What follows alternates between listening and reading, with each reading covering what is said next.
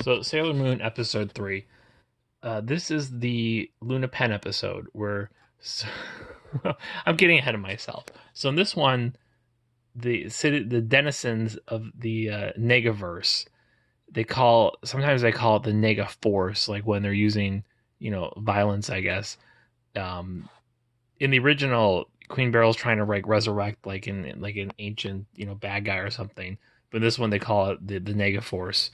So they're in the Negaverse, right? And each episode, Queen Beryl is going to be sending a different henchman, out, and well, Jedi's kind of in charge. Jedi's like a second in command, and he sends the monsters out. What's interesting about this episode is Jedi goes more on hands, and while this is a simple episode involving, middle schoolers in 1992 listening to the radio, which kind of shows the Sailor Moon is written by like old people that are like, well, I remember listening to the radio when I was a kid, and that's fun. I really like some of the shots of the girls listening to the radio. Like they're not like doing anything with their hands; they're just sitting, staring attentively at the radio. So anyway, so they're listening to the radio, and Serena hears that her teacher is being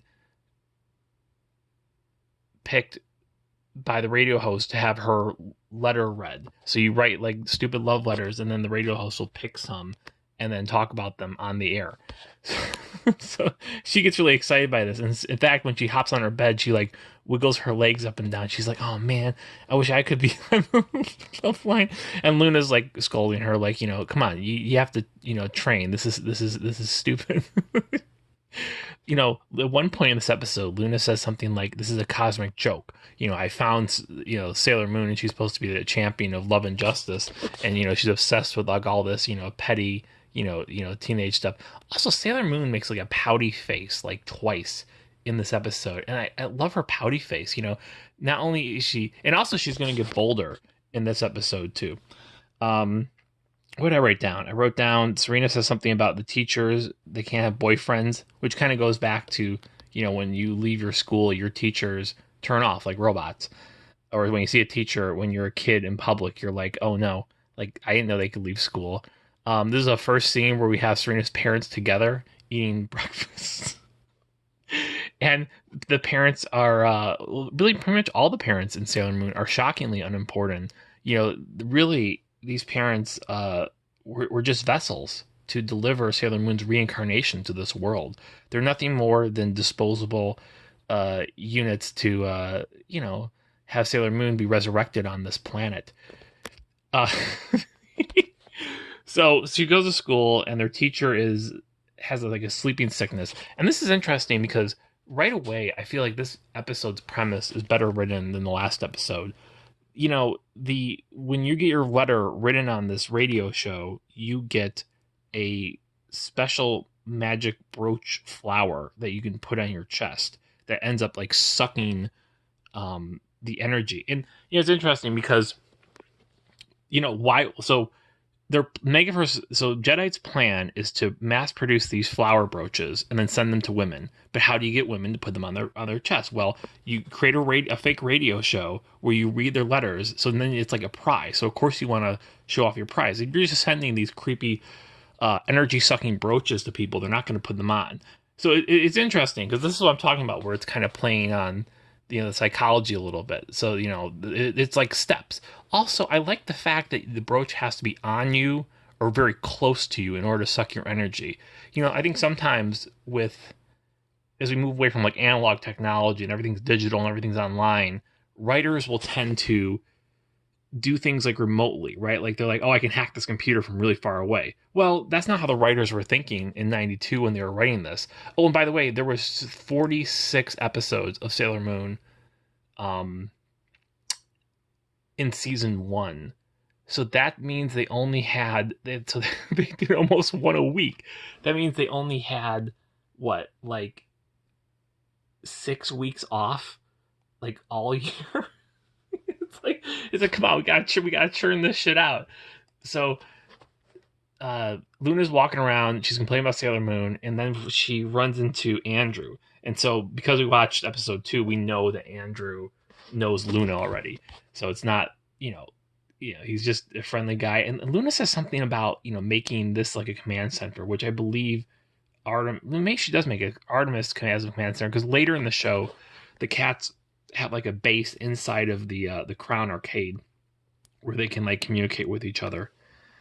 um I wanted to point this, talk about some of the differences with the vocal cast from the last episode. Everyone sounds younger in the Viz dub, and Luna especially. Not only is she not British in the Viz dub from episode 2, but she sounds younger. In this one, she's supposed to sound like older and more, like matrony and and British, of course. Um, let's see, what else are we doing?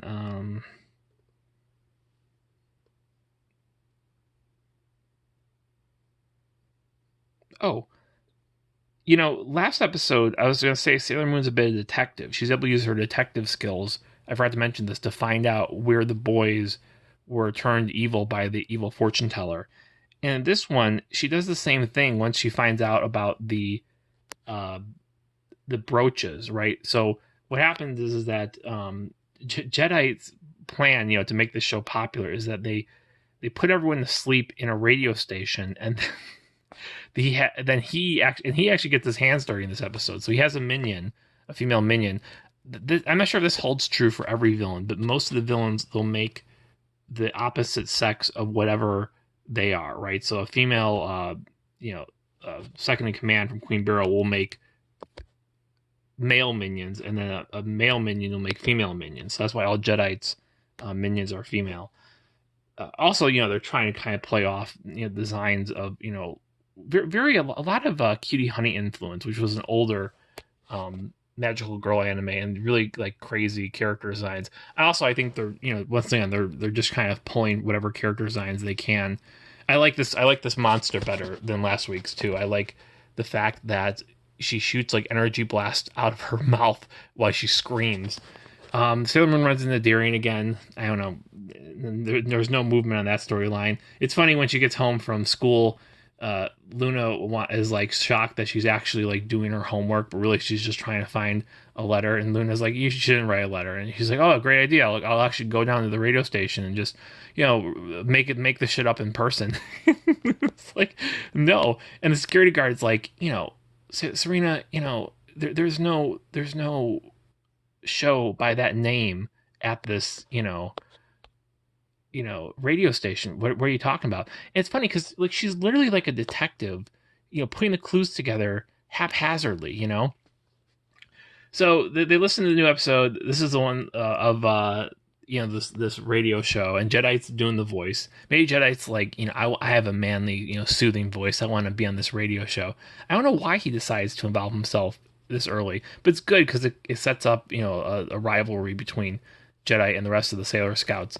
So Molly gets her brooch the next day, and it begins sucking her energy. And Serena happens to be close to Molly, and that's when she like points out that the teacher had the same brooch. And so eventually Serena will put together that it's like, oh, the evil brooches from the radio station that's playing the show that they know that doesn't exist. That this could be a problem. So she falls asleep. In fact, one of her friends say that Molly falling asleep in class, that's unusual. Serena falling asleep in class, that's like that happens every day. That's not unusual at all. There is some great voice acting in this episode. When Serena is sleeping, she has this elaborate dream sequence where Tuxedo Mask is like going to reveal his identity, and she's like, "I hope he asks me out on a hot fudge sundae date." And when he does ask her out, the voice actress is literally like Sailor Moon is jumping for joy, like she's just freaking out. She's just like, "Yay, yippee! Oh my god!" I've always remembered this. Luna comes in, wakes her up. Jedi's collecting all the energy. Jedi's second in command is like her female form is his minion is like a red haired girl with like short red hair and like a green vest and like a black skirt. Once again, it's funny, even though these are like original designs, they're still paying attention to fashion. What if she dreams of Tuxedo Mask?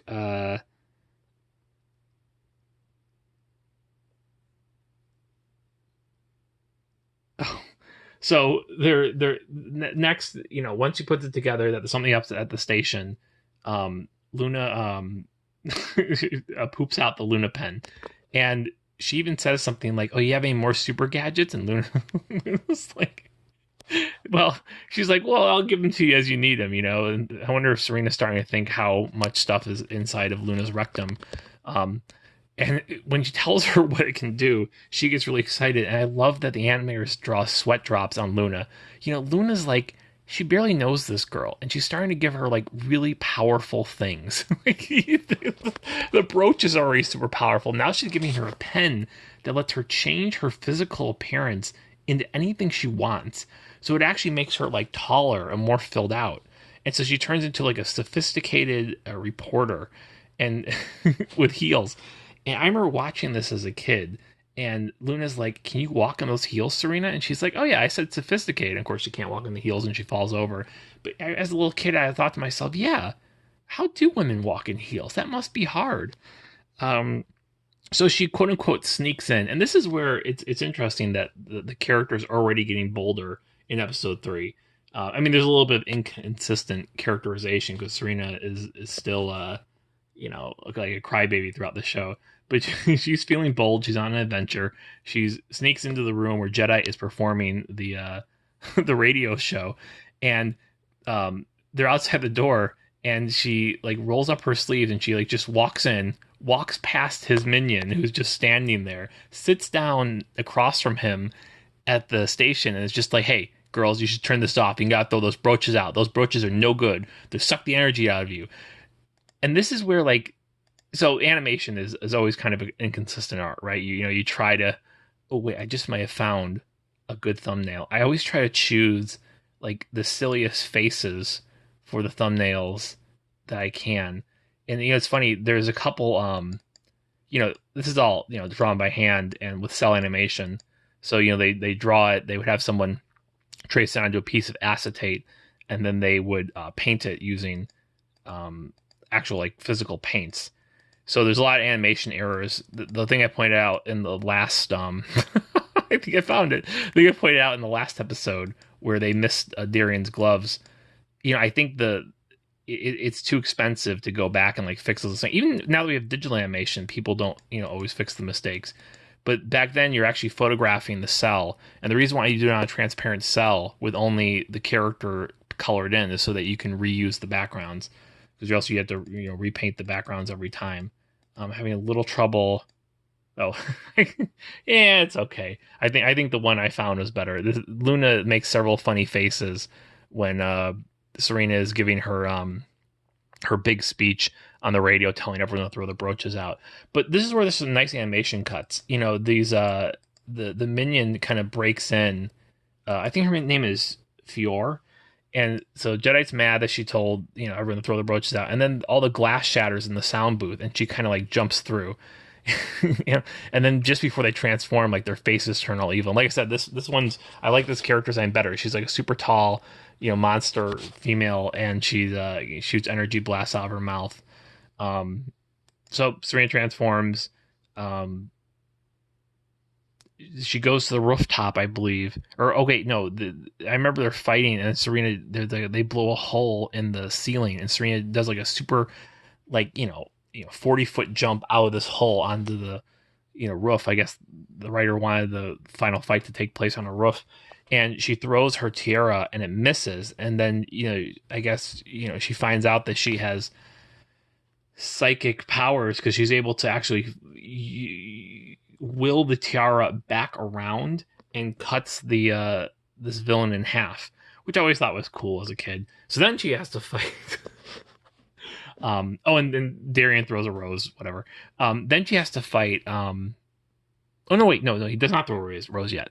Then she has to fight Jedi, and Jedi, she tries to throw her tiara at him first, I believe, and it doesn't work. And I always remember this scene because she's like standing there complaining. She's like, "No, it's always supposed to work. You don't understand." It's like, yeah, it's frustrating because this is your ace in the hole. So she gets a pouty face and then tries to kick him, and he dodges. Then Darian throws a rose, and he's like, he's like, "Oh, I gotta get out of here. Someone just threw a rose at me. This shit has gotten too serious. This is real. I gotta bail." And she even remarks, Sailor Moon says something like, well, this rose must have um, magic powers. I, I, I don't believe it does. I feel like the English cast was trying to justify why this much more powerful villain that Sailor Moon cannot defeat runs away at the sight of a sharpened rose. Now these are very sharp roses. This is penetrating concrete, like the roof, like tile concrete on the roof of a building. So there's that. But like I said, Tuxedo Mask kind of always misses. He's training. He's getting better. I mean, most of his evenings, you gotta remember, Darian's a college student, so most of his evenings are taken up buying tons of roses, bringing them home, sharpening them in the corner. um, yeah, and then Serena's still trying to write her letter. She's in love with Tuxedo Mask. Uh, it's a good episode. God, it's a lot better than the last episode. And like I said, I like the Luna pen. I like that they're drawing from magical girls of the past, and this first season definitely feels like the animation directors are definitely relying on previous like Tokusatsu and um, Super Sentai shows, to kind of pull together. And that's one of the things that makes Sailor Moon so popular is that spoilers, right? It eventually becomes a team story. And so just like the Super Sentai, which is like Power Rangers, you have like different colors and different teams. Oh, and let me not forget what the Sailor Says was this week. It was Daydreaming is Cool. That was the Sailor Says. I mean, writing's hard. It's hard to make a message when there's like, Oh, one thing I always liked about the Sailor Says is that they include footage from future episodes in it. So I was always like looking forward to those scenes. I was like, oh, I didn't see that scene this episode, or I didn't see this scene this episode.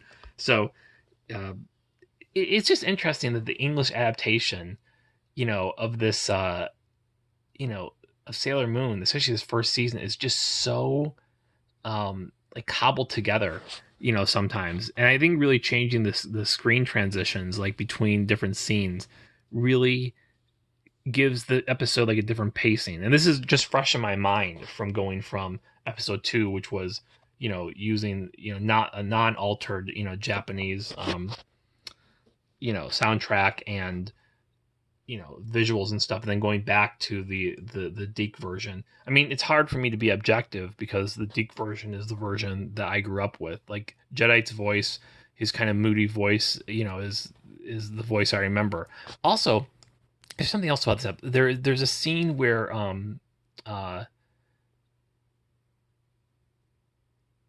Serena is writing her letter to the love line, and so anime noses can sometimes not be that well defined, and Serena's is just a little, ski slope, just like a point on her arrow on her face, and so she balances a pen, like it's supposed to be like on her upper lip.